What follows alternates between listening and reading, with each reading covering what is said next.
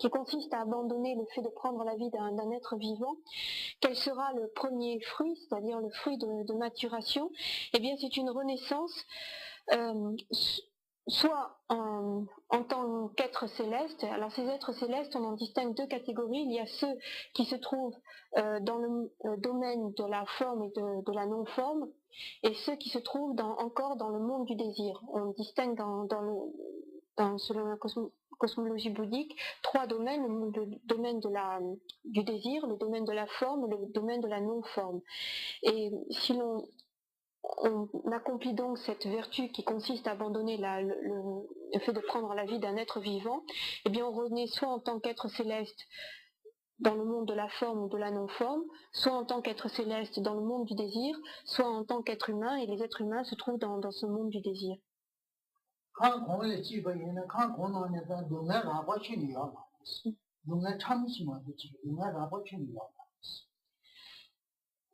Ce qui caractérise ces domaines de la forme et de la non-forme, c'est le fait qu'il n'y a pas de souffrance grossière. Il n'y a pas la souffrance de la souffrance. Ces souffrances grossières, on ne les expérimente pas dans ces domaines.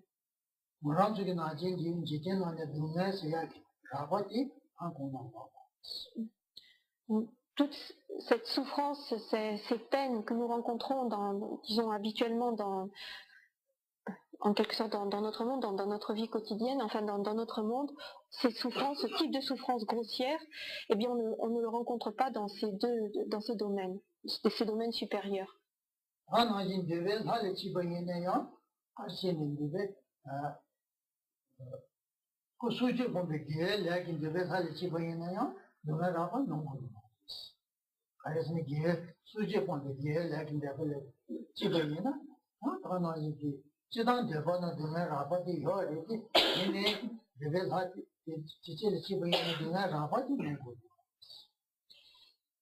Maintenant, si l'on a repris naissance en tant qu'être céleste, être divin, mais à l'intérieur cette fois-ci du domaine du désir, bien, de façon générale, il est vrai qu'on dit que dans le domaine du désir, il y a la souffrance grossière. Mais parce que cette renaissance est la conséquence de cette vertu où l'on a abandonné l'acte de prendre la vie, eh bien, il est dit que lors de cette renaissance en tant qu'être céleste dans le domaine du désir, eh bien, on ne connaîtra pas de souffrance grossière.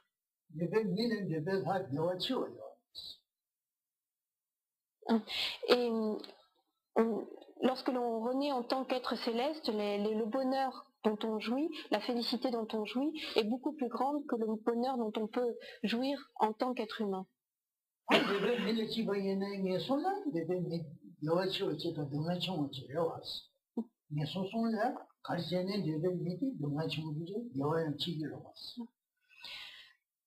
Quant à, bien sûr, une renaissance en tant qu'être humain, on dit que le bonheur dont on peut jouir en tant qu'être humain est beaucoup plus grand que celui dont on pourrait jouir si l'on avait repris naissance dans l'une des voies d'existence infortunées. Et de la même façon, on dit que les souffrances que l'on va expérimenter en tant qu'être humain sont bien moindres que celles que l'on expérimenterait si l'on avait repris naissance dans l'une des voies d'existence infortunées.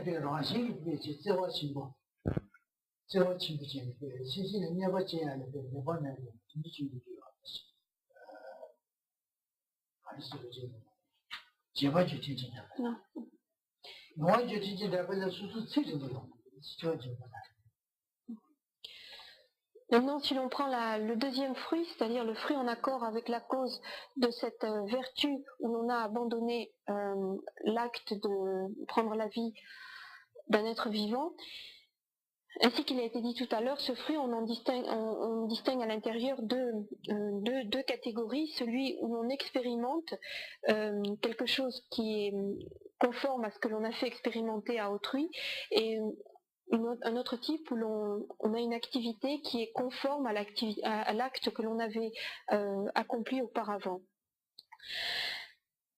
Alors le résultat, ce sera de jouir de soi-même d'une longue vie, puisque l'on a on a protégé la vie d'autrui, on n'a pas pris la vie d'un être vivant, donc soi-même, en conséquence, eh bien, on expérimentera une longue vie. Donc ça, c'est la premier aspect de ce fruit. Et le deuxième aspect, c'est que l'on aimera, on aura naturellement, on sera naturellement enclin à protéger la vie d'autrui, c'est-à-dire à être bienveillant vis-à-vis d'autrui, à avoir un sentiment d'amitié vis-à-vis d'autrui, à aimer autrui et ne pas chercher à nuire à autrui.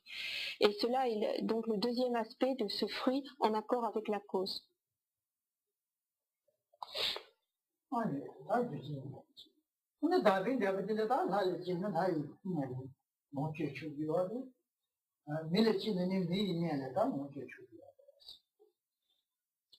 Quand on...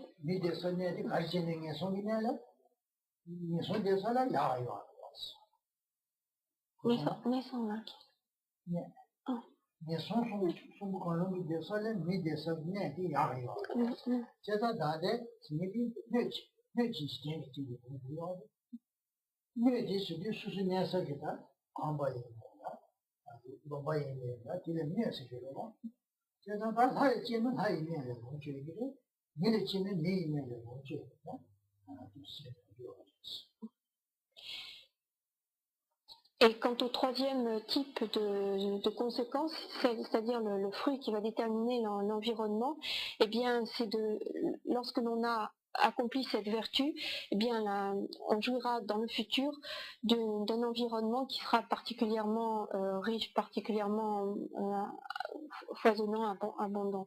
Alors, bien, cela est évident lorsque l'on reprend naissance en tant qu'être céleste, en tant qu'être divin, puisque les sphères où l'on va se trouver sont particulièrement agréables, mais également le fait de reprendre naissance en tant qu'être humain, c'est un environnement qui est considéré comme beaucoup plus agréable que l'environnement que l'on aurait si l'on avait repris naissance dans l'une des voies d'existence infortunées. On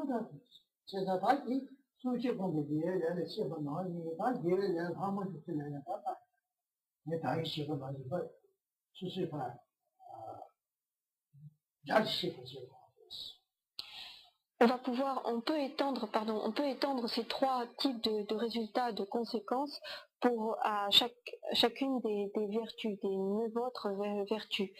Et donc pour chacune d'elles, on va distinguer ces trois types de résultats suivant le même principe.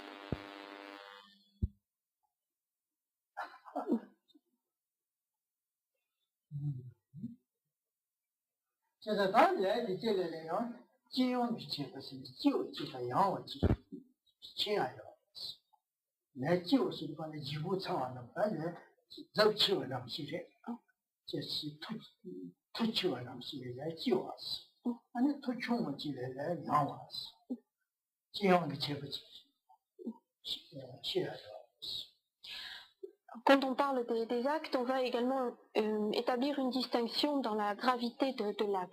On va distinguer des actes particulièrement graves et d'autres qui seront qualifiés de beaucoup moins importants.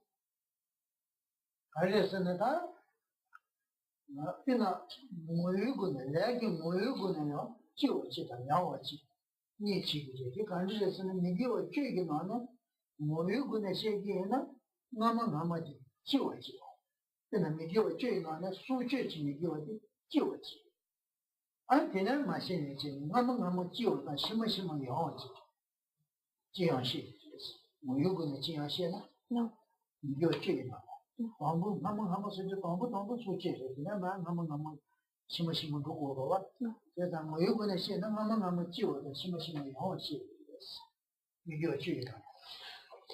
Alors cette gravité, on peut l'établir par rapport à la nature de l'acte, c'est-à-dire qu'on va prendre comme critère la nature de l'acte lui-même. Et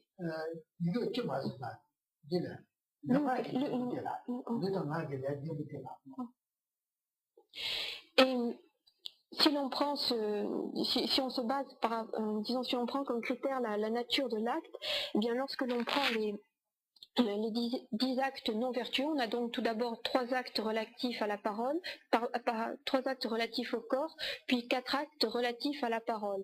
Et si on considère ces 7 premiers actes non vertueux, on dit qu'il y a une hiérarchie qui va du plus grave vers le moins grave. C'est-à-dire que l'acte de prendre la vie est considéré comme le plus grave, l'acte de voler est légèrement un peu moins grave, etc.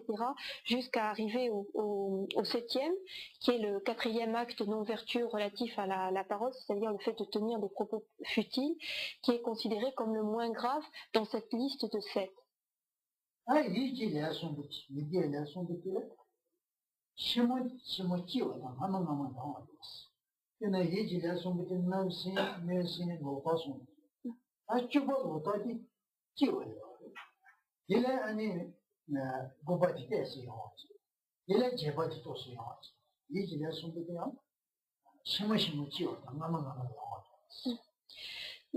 Par contre, si l'on prend les 3 derniers actes non vertueux, c'est-à-dire les actes relatifs à l'esprit, eh bien la hiérarchie est inversée, c'est-à-dire que le premier de ces 3 actes est moins grave, et plus on avance, et plus l'acte devient particulièrement grave, c'est-à-dire que lorsque l'on arrive au fait d'avoir des vues fausses, des vues erronées, eh bien cet acte est considéré comme le plus grave.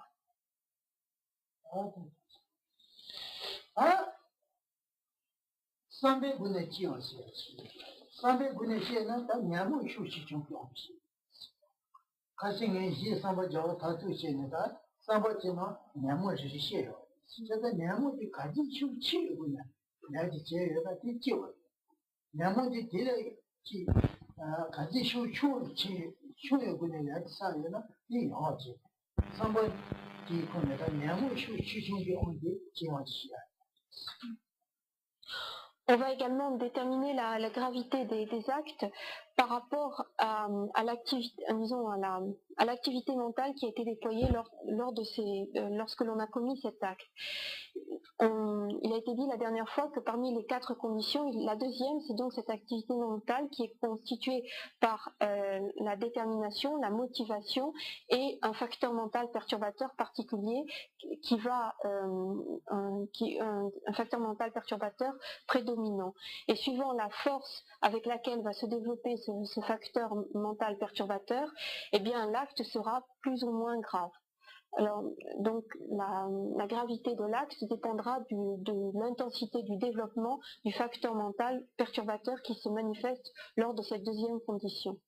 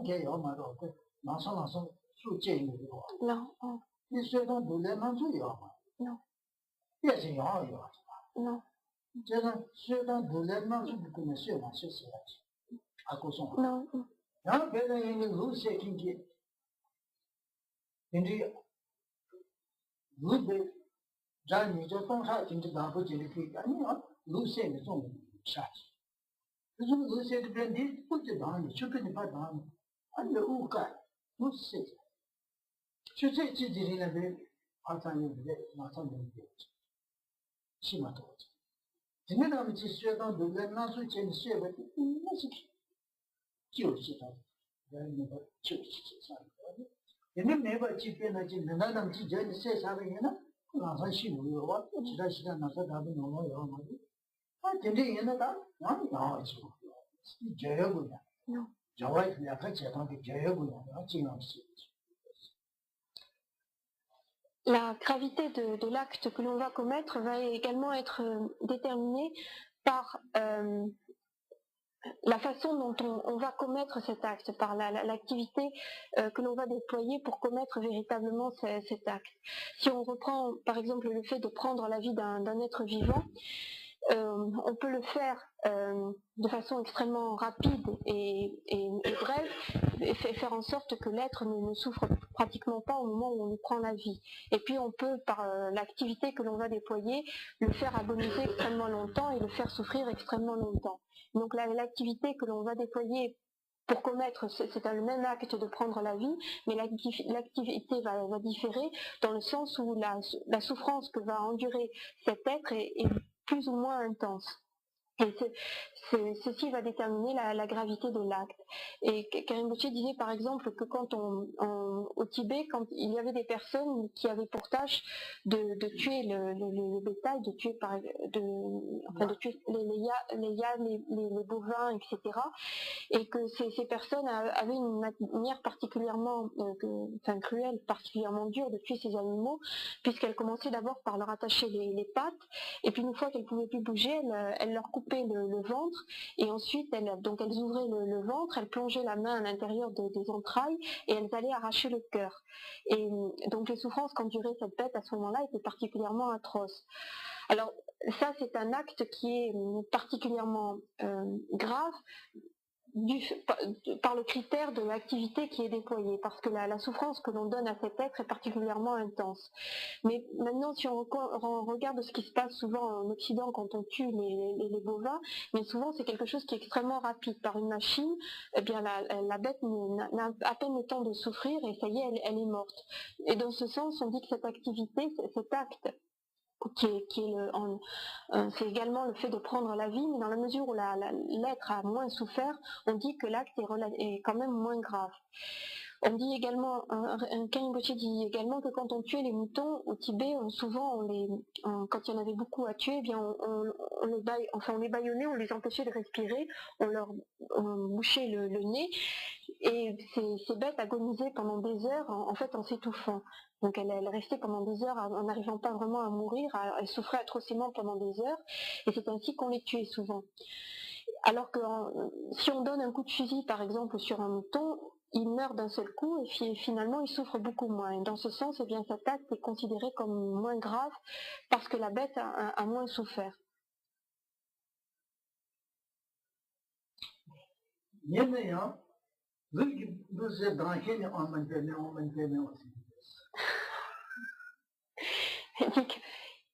Il étouffait le mouton, mais en même temps il récitait au manipulateur.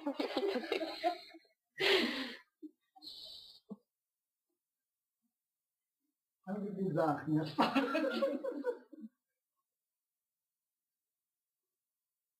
Le c'est que trop mal, le c'est que gobat, c'est qu'on avait si mal. Naya yo mal, singa doya yo mal. J'ai le bé si chata naya ni si chata ni yo. Ah, vous ne pas ça yo mal. Singa yo mal. Ah, je vois si je sais, ni ani. 中间下去中年个，咱不三呀个个当这那你不够。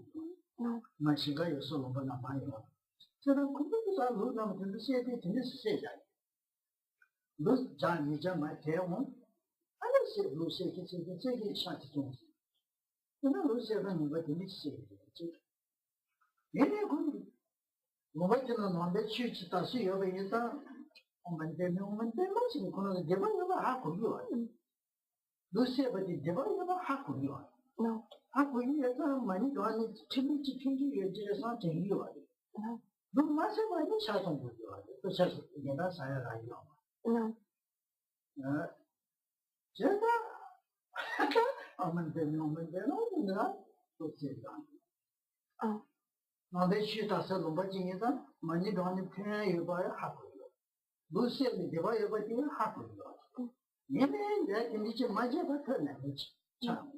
Non.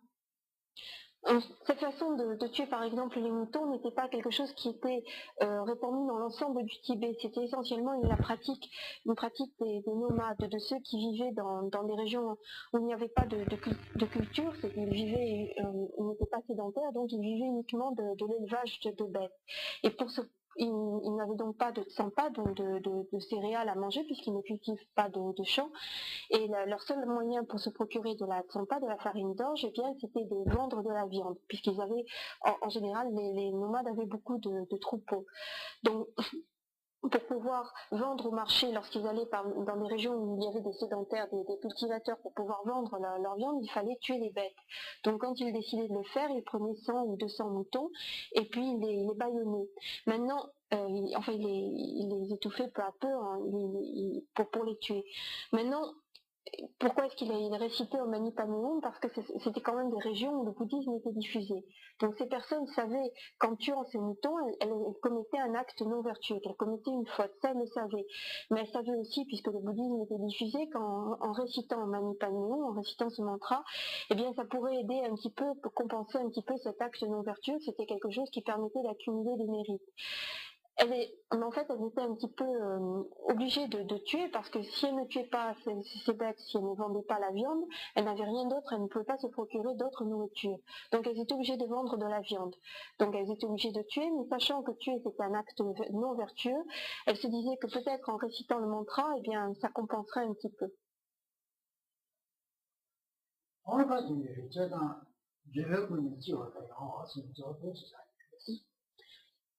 On détermine donc la gravité des actes. Un autre critère pour déterminer la gravité des actes, c'est donc cette activité qui va être déployée au moment où l'on commet l'acte.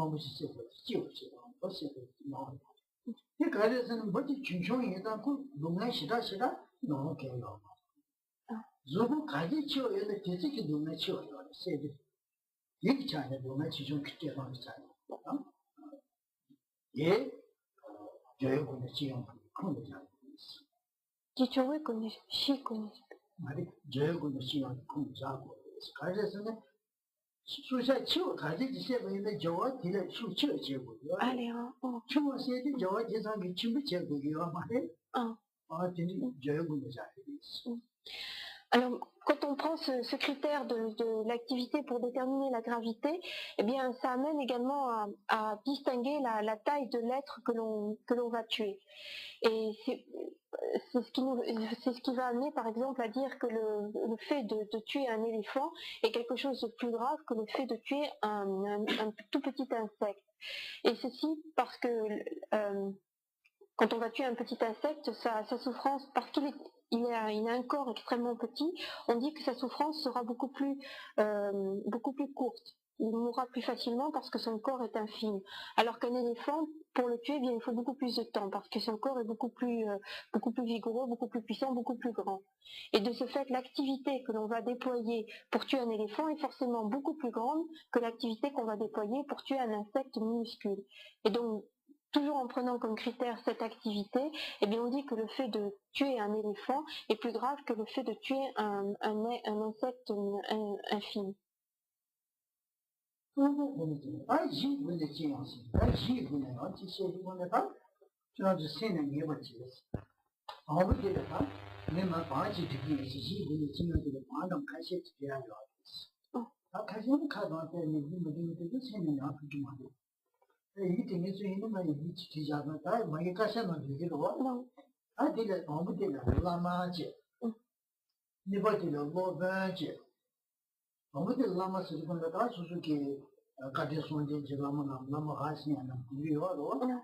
아니 뭐보다 지금에 다티나지 도바체킹 전주 도바체킹 나다 나나지 어떻게 도바체킹 뭐다 아니 장주 생각지 아니 비내지 비내 건조 송근하네 비내요 아니 수수기 파다 맞지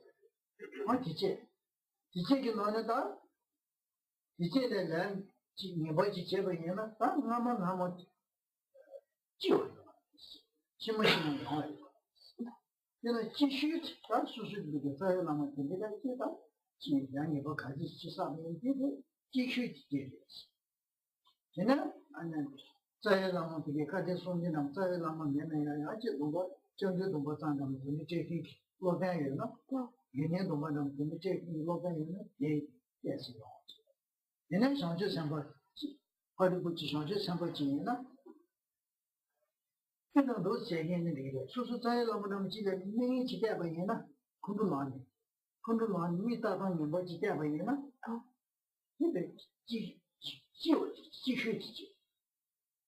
야 길에 그 시장 수수자에 너무 member지 되게 지금 뭐 이게 뭐가는 지금 맹이 돼 봐야나 맹이 돼서 그래 내부 돼 봤지 미다방이 뭐 지라지 와로 공사 맹이 돼 봐야나 이 아마 들에 돼서 얘는 바로 부딪히 상주 삼번하면 지는 콜을 민이 되버리면 다 로벤에 민이 되버려 대신 뭐 나오지.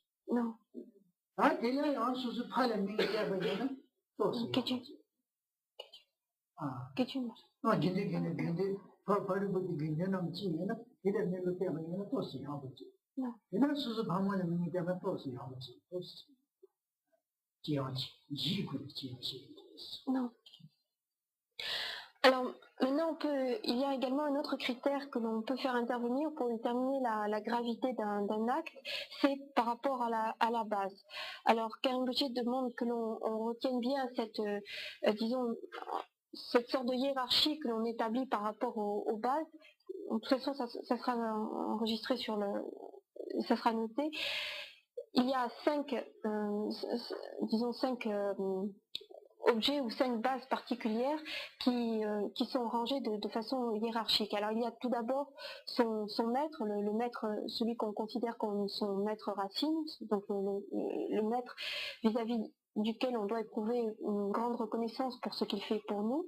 Donc il y a le maître tout d'abord. Ensuite il y a, on va dire en premier le lama, notre lama racine. Et puis en deuxième il y a ce que l'on appelle le maître, c'est-à-dire plus précisément celui qui a donné les vœux. Par exemple celui auprès duquel on a pris refuge, ou bien ça peut être un maître auprès duquel on a pris certains engagements. C'est pas forcément notre lama racine. Donc il y a tout d'abord le lama racine, et puis il y a les maîtres auprès desquels on a pu prendre certains engagements particuliers. En troisième lieu, il y a une personne qui serait un maître qui serait un bodhisattva. En quatrième lieu, il y a un être qui fait partie du sangha, c'est-à-dire de la communauté. Et en cinquième lieu, eh bien, il y a notre père et notre mère, nos parents. Alors la hiérarchie, elle va du haut vers le bas, c'est-à-dire que notre lama racine est la base la plus importante. Tout acte non vertueux qui serait commis contre notre lama racine serait particulièrement grave. Il serait plus grave que celui qui serait commis par rapport au maître, et celui qui serait commis par rapport au maître serait lui-même moins grave que celui qui serait commis par rapport au bodhisattva, etc. Donc la hiérarchie va dans ce sens. Et Karimboché donne l'exemple de cet acte non vertueux que l'on pourrait avoir, de se mettre en colère et de regarder avec furie, de lancer un regard noir de colère envers son lama racine. Alors si on regarde avec colère, de façon courroucée son lama racine, c'est un acte non vertueux qui est particulièrement grave. Si on jette le même regard noir et courroucé envers un maître, eh bien c'est légèrement un peu moins grave. Si ce même regard noir est lancé vis-à-vis d'un bodhisattva, c'est légèrement un petit peu moins grave, et etc. Si c'est par rapport à un membre de la sangha, un membre de la communauté, c'est un petit peu moins grave, et si c'est par rapport à ses parents, c'est aussi un petit peu moins grave.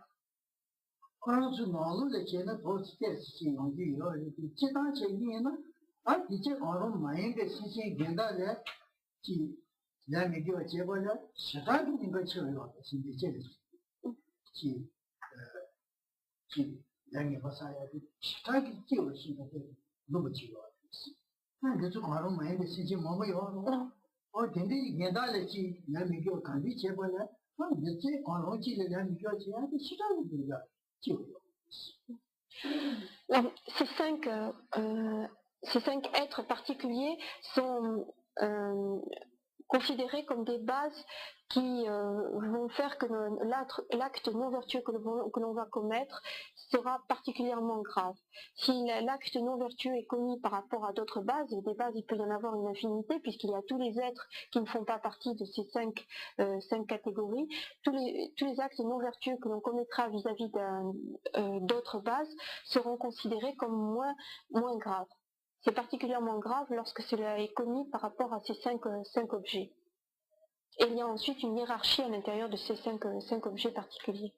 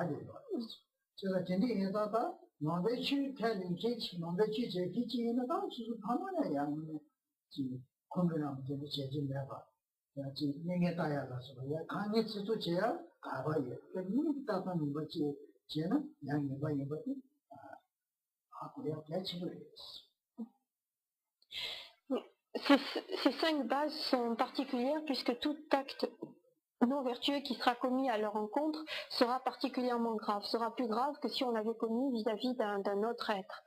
Et Karimboche insiste tout particulièrement sur la cinquième base, c'est-à-dire les parents.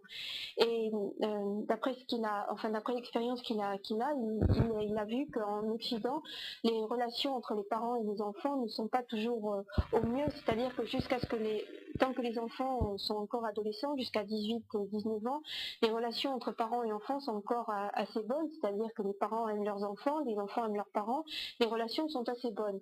Mais par la suite, eh bien, les choses se dégradent et qu'à partir du moment où il y a en quelque sorte des foyers qui sont fondés, enfin qu'il y a les enfants quittent le foyer parental, eh bien, il y a souvent des paroles blessantes qui sont échangées ou même des regards blessants qui sont échangés.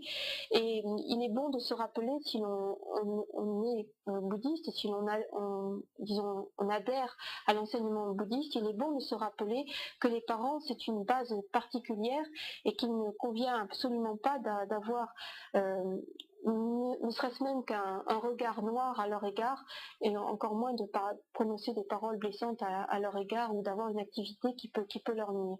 Il est bon d'éviter d'avoir ce type de commettre ce type d'acte non vertueux à leur égard.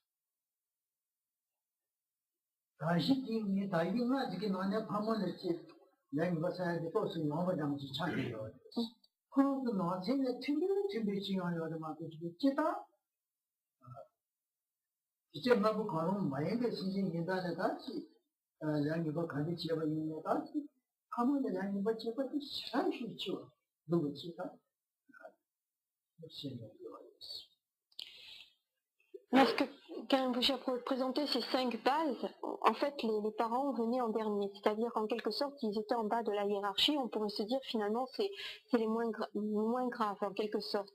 Mais c'est les nuances qu'il y a entre ces cinq bases, donc la hiérarchie qui est établie, les nuances qui sont établies par cette hiérarchie sont extrêmement petite. C'est-à-dire que malgré tout, même si c'est moins grave que le fait de commettre un acte non vertueux contre les parents est moins grave que de commettre un acte non vertueux contre la communauté, eh bien c'est malgré tout quelque chose de grave, de beaucoup plus grave que le fait par exemple de commettre un acte non vertueux vis-à-vis de n'importe quel autre être qui ne soit pas l'un de nos parents. Donc c'est vraiment véritablement une base particulière extrêmement importante. Ah, non, mais Dieu, tu veux dire, papa, mais Dieu, tu sais, il y a des gens qui ont eu.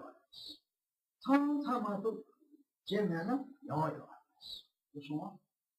그러면 수제게 내가 지는 아무지 메시지를 치수 수제 지니가 만들 때 수제 내반지 아따마 이게 나체 하다 신 메시 코로나 리는 나체 불이 되버리면 나는 세지요. 아바지야 지요. 다들 지버지 지워지고 상상하도 가득해서 영원히 영원히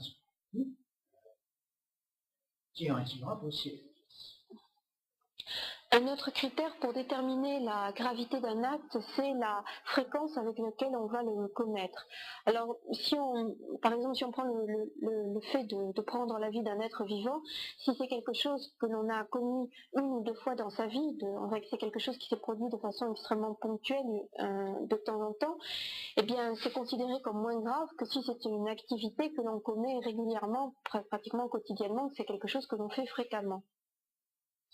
아니 이분 내가 키워서 아니 이분 이름에 그거야 지마치 이분 수도 겨울에서 겨울맞이 좀 문제니 과자 되게 대바체바티 싫어 키워요 고소 겨울산이 메동이 겨울산이 제 문제니 과자 되게다 이거 가지 제바는 것이 키워요 아니 이분이야 그래서 이분 겨울산이 제기 나면서 이제 키워요 아, 겨울에도 미디어체, 미디어가 야체 그치니 이 주지나 미디어 겨울산이 미동이 주지 미디어에 나와요. 이 부분이 Il y a un autre critère pour déterminer la gravité de l'acte commis, c'est ce que l'on appelle le critère de l'antidote. Alors de façon plus précise, ça désigne le fait que la personne est en elle déjà et l'habitude d'agir de façon vertueuse. Si elle a l'habitude d'agir de façon vertueuse, elle a en elle en quelque sorte cet antidote de l'acte non vertueux, et en fait elle agit un petit peu de façon négative, mais elle agit aussi de façon positive, et donc il y a une sorte d'antidote, et de ce fait l'acte négatif qu'elle va commettre sera moins grave. Par contre, si c'est une personne qui n'accomplit jamais aucune vertu, qui n'accomplit aucun acte vertueux, eh bien l'acte non vertueux qu'elle va commettre sera particulièrement grave, puisqu'il n'y a aucune antidote qui est là pour faire diminuer cet acte non vertueux. 어떤 팀에서 다 연락이 나셔 뉴디치 도시인가 사버지 이해했으면 나 제기 제범에 다 주변에 이거 시켜야 Voilà pour une présentation concise des actes et de leurs conséquences, ainsi qu'il l'a déjà dit tout à l'heure, Karim Boucher ne peut pas faire un exposé très détaillé et très précis, ça prendrait beaucoup trop de temps. Donc c'est une présentation plus concise qu'il a fait.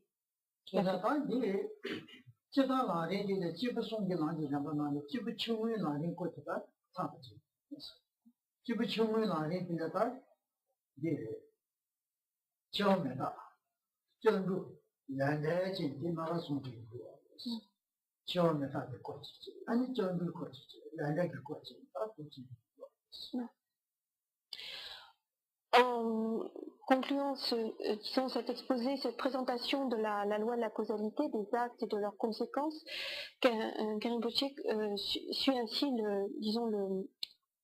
l'ordre, le cheminement qui est donné dans le Lamrim, dans le livre de la progression vers l'éveil, de la voie progressive vers l'éveil, qui commence par exposer l'impermanence, puis la prise de refuge, et enfin la loi de la causalité.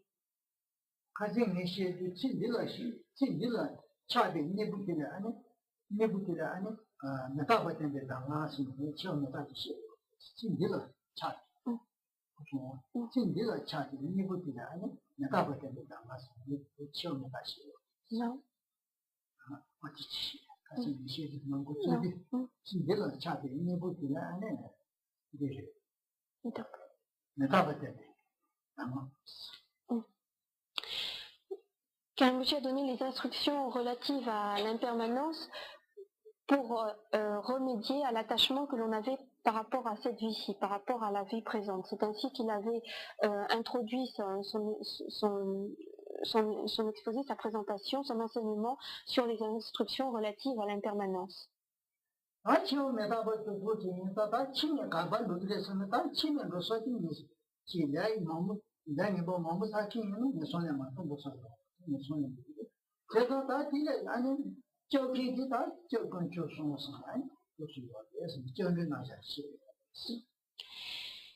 Et puisqu'il y a impermanence, eh bien, cela veut donc dire qu'il y aura mort, et s'il y a mort, eh bien, il y aura donc ensuite une renaissance en accord avec la...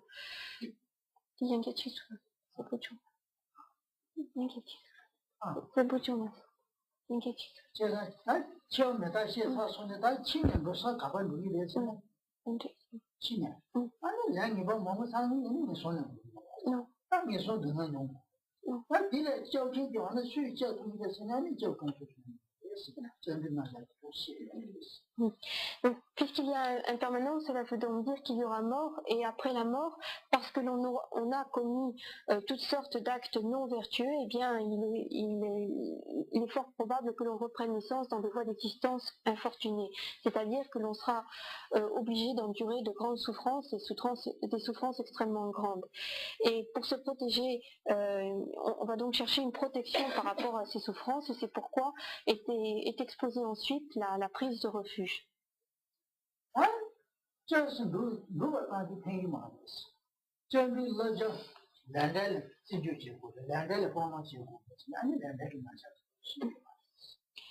Mais simplement prendre refuge n'est pas suffisant pour se protéger totalement de la souffrance. Il faut prendre en compte la loi de la causalité, et c'est pourquoi la loi de la causalité est le sujet qui est enseigné à la suite.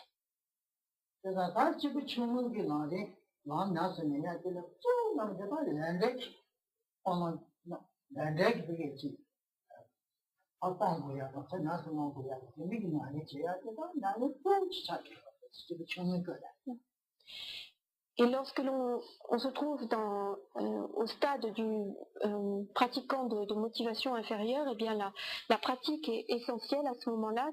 Eh bien, c'est de prendre en compte la loi de la causalité. Prendre en compte la loi de la causalité, cela veut dire éliminer, rejeter les actes non vertueux et développer les actes positifs, les vertus.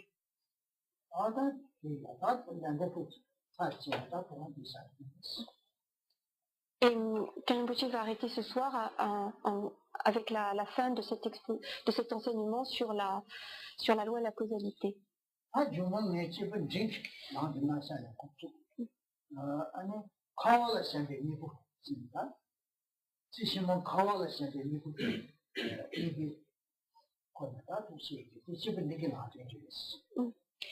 Karimbuchi, lors du prochain enseignement, commencera les étapes pour le pratiquant de motivation moyenne. Et cela commence par le renoncement, le détachement que l'on va générer en soi par rapport à l'ensemble du samsara, par rapport à l'ensemble du cycle des existences.